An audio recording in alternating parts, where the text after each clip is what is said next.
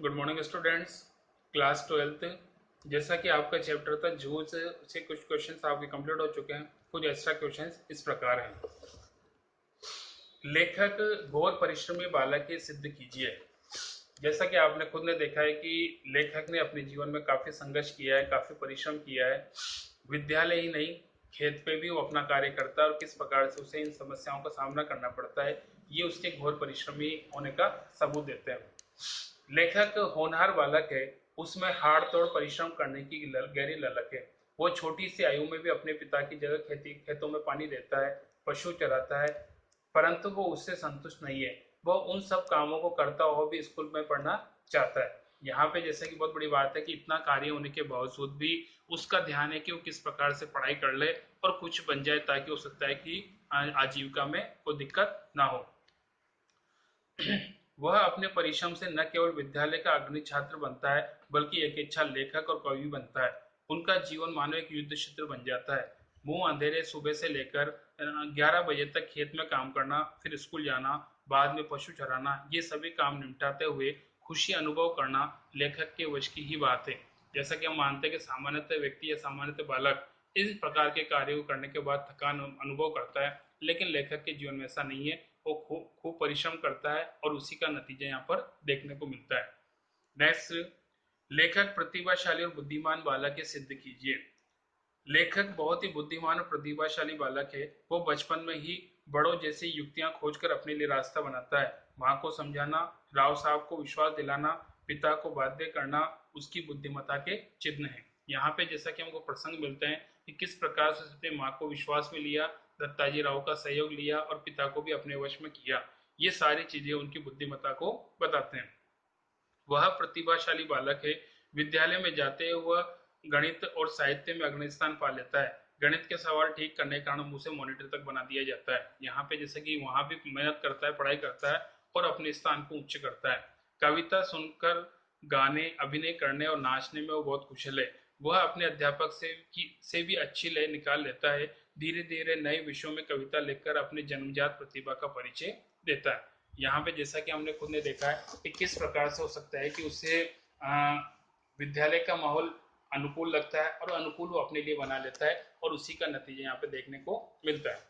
अगला क्वेश्चन है, आप कैसे कह सकते हैं कि जूझ कहानी के प्रमुख पात्र की छूटी हुई पढ़ाई फिर से शुरू करने के लिए उसकी माँ का हाथ है। हमने खुद ने महसूस किया है कि उसकी माँ है, वो इस पढ़ाई के लिए बहुत अधिक जिम्मेदार है। अगर हो सकता है माँ का सहयोग नहीं मिलता तो शायद हो सकता है कि उसे पढ़ने का अवसर भी न मिलता। जूझ कहानी का मुख्य पात्र अपनी छूटी हुई पढ़ाई अपनी माँ के प्रोत्साहन और सहयोग से शुरू कर पाता है। उसके पिता उसकी पढ़ाई में बाधक थे।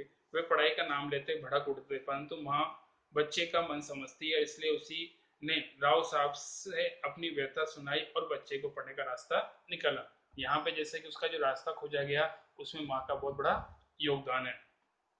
नेक्स्ट, मंत्री नामक अध्यापक की विशेषता को बताते हुए बताइए कि उन्होंने लेखक को किस प्रकार बढ़ावा दिया। यहाँ पे जैसा कि मानते हैं कि एक अध्यापक होता है, वो बच्चे के भविष्य निर्माता माना जाता है। तो यहाँ पे उन अध्यापकों का भी उनके लिए बहुत बड़ा योगदान है जो कि लेखक से जुड़े हुए हैं।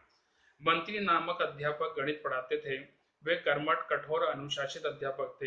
वे योग्य छात्रों को पूरा प्यार और प्रोत्साहन देते थे, परंतु शरारती बच्चों की पीठ पर ऐसा घूसा मारते थे कि बच्चा मुंह बढ़ने लगता था। लड़के उससे दहशत खाते थे। वे मूर्खता करने वालों को भी वहीं ठोक देते थे। उनके कारण बच्चे घर से काम करके आने लगे। लेखक ने भी मेहनत करके सवाल ठीक करने शुरू किए। अतः मास्टर जी ने उसे मॉनिटर की तरह सबके सवाल देखने का काम दिया और उससे उसका उत्साह बढ़ गया। जैसा कि यहाँ पे मानते हैं कि शरारती बच्चों के लिए दंड आवश्यक है, ठीक वैसा ही अध्यापक के द्वारा किया जाता है। और जो व्यक्ति प्रतिभाशाली और कर्मठ है उसको प्रोत्साहन की आवश्यकता होती है, वो भी यहाँ पे दिया गया है। तो मंत्री नामक जो अध्यापक हैं उन्होंने ऐसा उदाहरण दिया है कि शरारतों को दंड और जो प्रतिभाशाली है उन्हें प्रोत्साहित करना ताकि वो आगे बढ़ सके। और लेखक के साथ भी ऐसा ही संबंध देखने को मिलता है। नेक्स्ट, मराठी के मास्टर से कविता पढ़कर लेखक को क्या लाभ हुआ। आंसर,